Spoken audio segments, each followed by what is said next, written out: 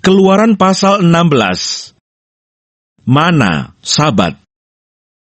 Setelah mereka berangkat dari Elim, tibalah segenap jemaah Israel di padang gurun Sin yang terletak di antara Elim dan Gunung Sinai.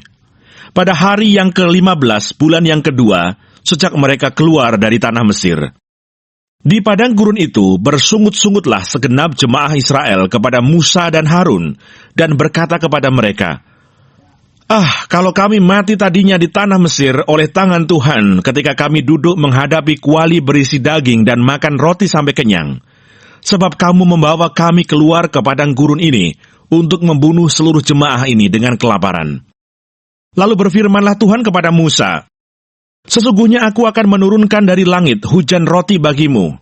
Maka bangsa itu akan keluar dan memungut tiap-tiap hari sebanyak yang perlu untuk sehari.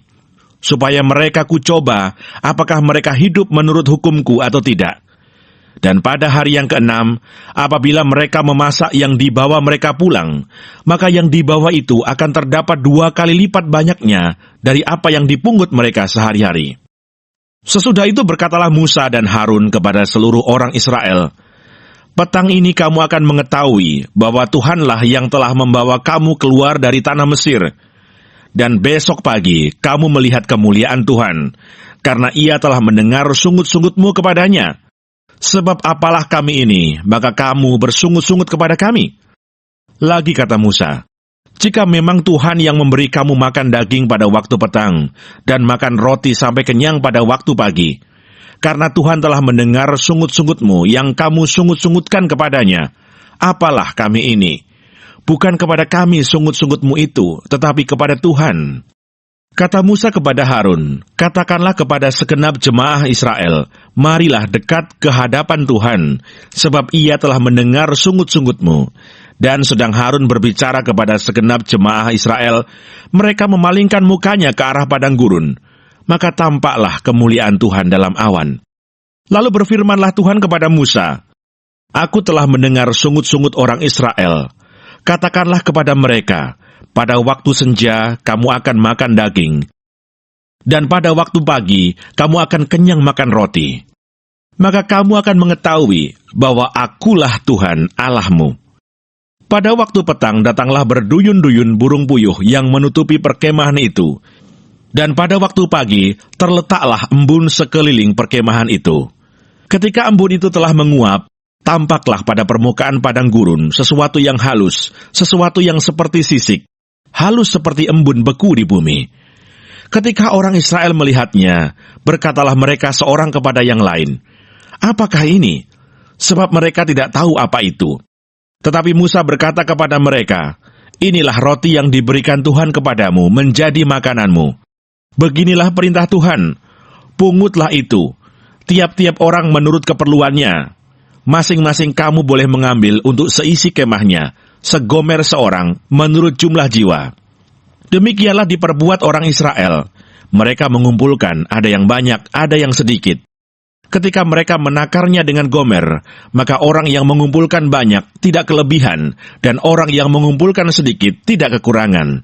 Tiap-tiap orang mengumpulkan menurut keperluannya. Musa berkata kepada mereka, seorang pun tidak boleh meninggalkan daripadanya sampai pagi. Tetapi ada yang tidak mendengarkan Musa dan meninggalkan daripadanya sampai pagi, lalu berulat dan berbau busuk. Maka Musa menjadi marah kepada mereka. Setiap pagi mereka memungutnya, tiap-tiap orang menurut keperluannya. Tetapi ketika matahari panas, cairlah itu.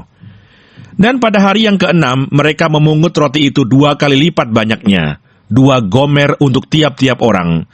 Dan datanglah semua pemimpin jemaah memberitahukannya kepada Musa. Lalu berkatalah Musa kepada mereka, inilah yang dimaksudkan Tuhan. Besok adalah hari perhentian penuh, Sabat yang kudus bagi Tuhan. Maka roti yang perlu kamu bakar, bakarlah. Dan apa yang perlu kamu masak, masaklah. Dan segala kelebihannya, biarkanlah di tempatnya untuk disimpan sampai pagi. Mereka membiarkannya di tempatnya sampai keesokan harinya, seperti yang diperintahkan Musa. Lalu tidaklah berbau busuk dan tidak ada ulat di dalamnya. Selanjutnya kata Musa, makanlah itu pada hari ini, sebab hari ini adalah Sabat untuk Tuhan. Pada hari ini tidaklah kamu mendapatnya di padang. 6 hari lamanya kamu memungutnya, tetapi pada hari yang ke-7 ada Sabat, maka roti itu tidak ada pada hari itu. Tetapi ketika pada hari ke-7 ada dari bangsa itu yang keluar memungutnya, tidaklah mereka mendapatnya. Sebab itu Tuhan berfirman kepada Musa, "Berapa lama lagi kamu menolak mengikuti segala perintahku dan hukumku? Perhatikanlah, Tuhan telah memberikan Sabat itu kepadamu. Itulah sebabnya pada hari ke-6 Ia memberikan kepadamu roti untuk 2 hari. Tinggallah kamu di tempatmu masing-masing, seorang pun tidak boleh keluar dari tempatnya pada hari ke-7 itu. Lalu beristirahatlah bangsa itu pada hari ke-7.